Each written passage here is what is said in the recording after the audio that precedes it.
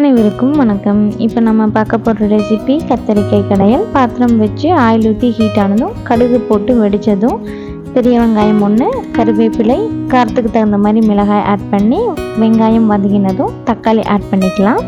தக்காளி ஆட் பண்ணும்போது கூடவே கத்திரிக்காயும் ஆட் பண்ணி கொஞ்சமாக ஒரு 1/4 ஸ்பூன் அளவுக்கு மஞ்சள் தூள், 1/2 ஸ்பூன் அளவுக்கு மிளகாய் தூள், உங்களோட காரத்துக்கு தகுந்த மாதிரி நீங்கள் மிளகாய் தூளை கூட வேணாலும் சேர்த்துக்கலாம்.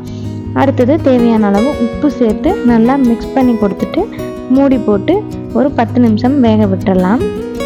உப்பு போட்டிருக்கிறதுனால தக்காளி சீக்கிரமாக வெந்து வந்துடும்.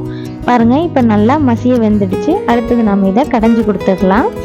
நல்லா அழுத்தமாக கொடுத்து கடைஞ்சிக்கோங்க. நீங்கள் மத்து வச்சு வேணாலும் கடைஞ்சிக்கோங்க. இந்த அளவுக்கு கடைஞ்சி தான் போதும். கொஞ்சமாக தண்ணி ஊற்றி கொதிக்க விட்டுட்டோன்னா ரெடி. இதேமாரி செஞ்சு பார்த்துட்டு எப்படி இருந்ததுன்னு கமெண்ட்டில் சொல்லுங்கள். வீடியோ பிடிச்சதை லைக் பண்ணிக்கோங்க. சேனலை சப்ஸ்கிரைப் பண்ணிக்கோங்க. தேங்க்யூ.